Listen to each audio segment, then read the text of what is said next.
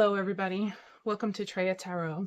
This is the collective reading for Wednesday, August 7th, 2024. I'm going to use the Wandering Moon Tarot today. And let's see what comes out. I've already shuffled, so I'm just going to cut to get started. I just want to remind everybody, if you do like these readings, please like, comment, and subscribe. It helps me grow, and I'm really looking forward to building more community here. So over the past 2 days, we've been talking a lot about letting old patterned ways of behaving, or how do I say it? Letting an old cycle that you are directly initiating pass through and away. So let's see if there's any continuation with that. Letting the disappointments go, things like that. Those are the themes that have been coming up mostly this week so far. All right, the Three of Swords, the Two of Pentacles, the Queen of Pentacles, the Nine of Wands, the Five of Pentacles, and Temperance. Ooh. All right, what stories here? I'm just going to start with the general sense of today first. If anything comes in as a connective piece from the past two readings from this week, then I'll go there. But starting just with today's influence, that Three of Swords, seeing past the heartbreak.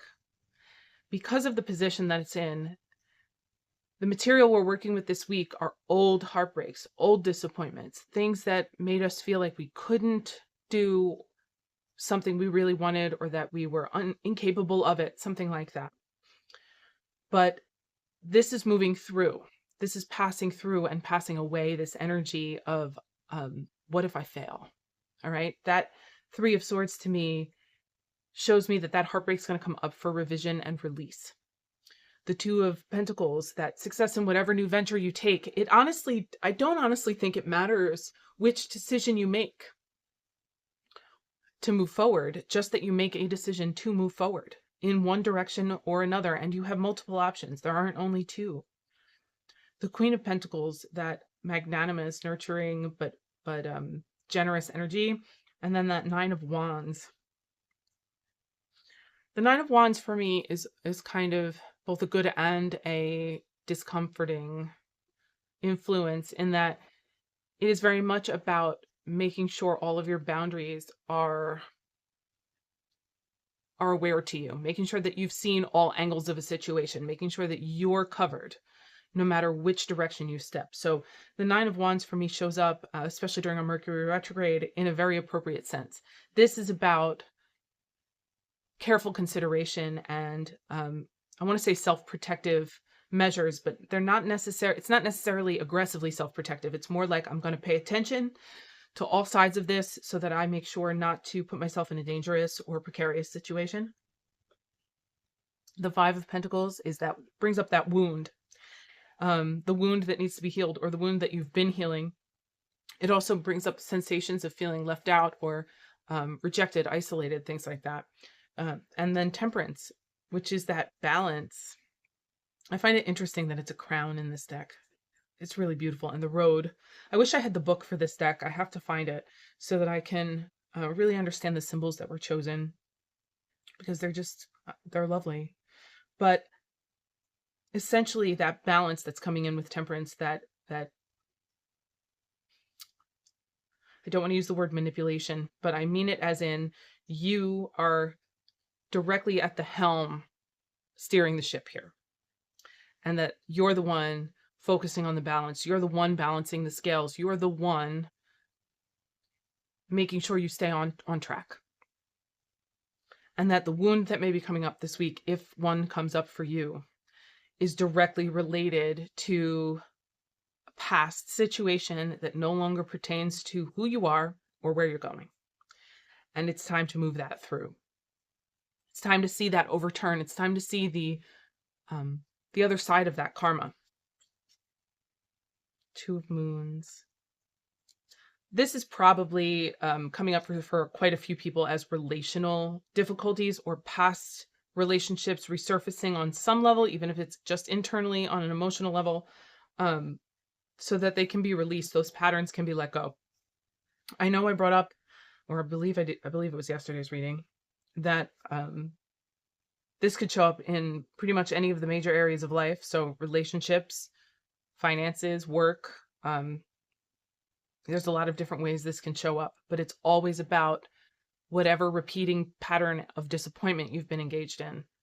And so far, that's been the theme through all three of this week's readings. That Knight of Wands tells me, I love the feather. I don't know how many of you know about Illusions by Richard Bach. It was a book my mom gave me to read when I was young. And the feathers always remind me of that book. So it always brings up things of manifestation and about law of attraction for me. And then the Knight of Wands being that rushing, passionate energy. There's this question here about what are you creating? And what you're creating now is not in alignment with the person you were back then when the pattern started. So this is very much about transitioning something from a disappointment into a success, in my opinion.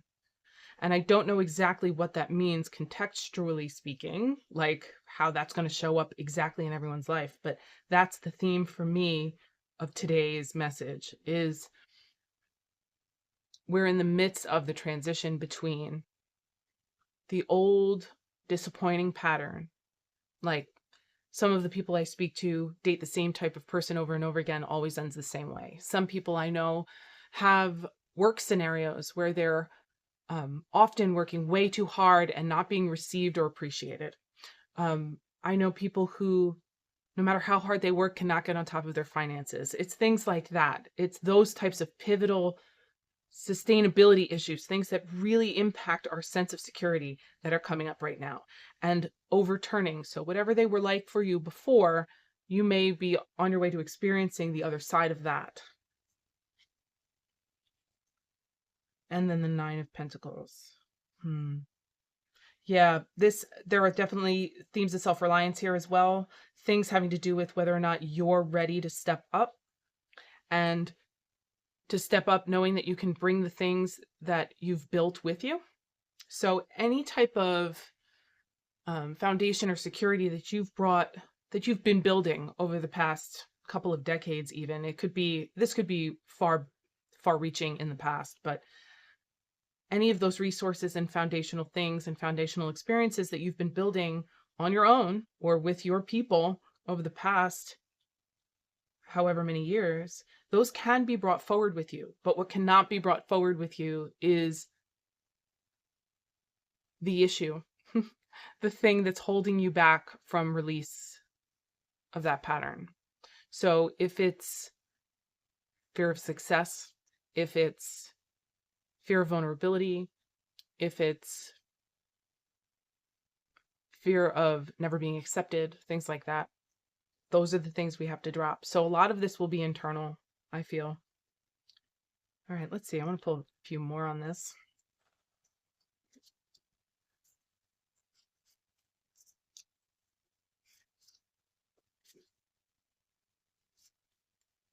Okay. Knight of Stars. Knight of Stars, Ace of Stars, so Knight of Pentacles, Ace of Pentacles, Five of Swords.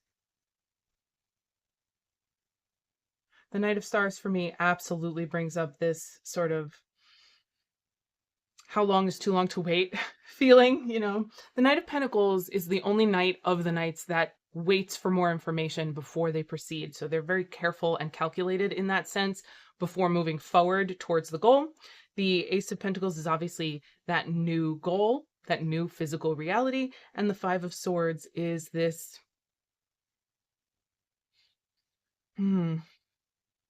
it's this question of, do I fight to the end even if I end up alone? Is my principle worth it? Am I not listening to those that I love that are around me? Am I not paying attention to important factual information because I'm too hard-headed in one direction or another? So it feels like this is a very clear statement of what the issue is, or what your issue could be. Our issue, because I think this is happening to many of us, is that the piece of information that you're missing, the piece of information that you need to move forward, the thing that transitions to the new start, is you releasing and identifying and then releasing whatever you're hung up on, whatever you're fighting that needs to be let go. So what's that core belief inside of you or about an external situation that you keep reasserting that just doesn't have a place in your experience anymore? My guess is that it probably has to do something with a past situation that you've already experienced that no longer is present, period. It's just not happening, but you're still holding on to some aspect of the person you were after that pain, the person you became because of that pain. That needs to be let go so that you can move forward. Justice, balance, karmic balance. I'm telling you, people will start to see the results of their efforts, for better or worse. The Lovers and the World. There's definitely a process here that feels like an awakening into self-honesty, the identification of that hang-up, whatever it was that was keeping us from proceeding, balancing the scales. So you may actually see this sort of affect more than just you in some way. I wouldn't be surprised if people get news this week of exes or ex-employers or something like that receiving some sort of karmic receipt. I'll say it that way. The Lovers tells me that this is very much about partnership, but it's also about us feeling like we didn't have a choice. So if there was a scenario in your life where you feel your choice was taken away from you, or you feel that your power was taken away from you, and this kind of scenario happened multiple times over the course of your experience, that would be the situation I'm talking about for you. The World tells me that there is this opening up that we're very, very close to. There is an opening up of opportunity that this whole process leads to. Eight of Cups. Movement away from that which used to feel comforting. Four of Swords. Resting, letting go, and then the Truth. It doesn't get more clear than that for me. You have to walk away from the old pain-inducing pattern that you've been taking part in an effort to prove something. You have to let that go and go live your life. Go orient yourself towards something that feels better for you, that feels truer and happier and more productive. You're right on that verge. We are right on that verge of realizing what we're actually worth. I think many of us are currently realizing what we're actually worth and what we bring, what we contribute. Validate your contribution. Stop believing the old beliefs that were given to you. It's time to define ourselves, I think. All right, well, I'll leave that there for today. I will see you tomorrow, and I hope everybody has a good night. Thank you.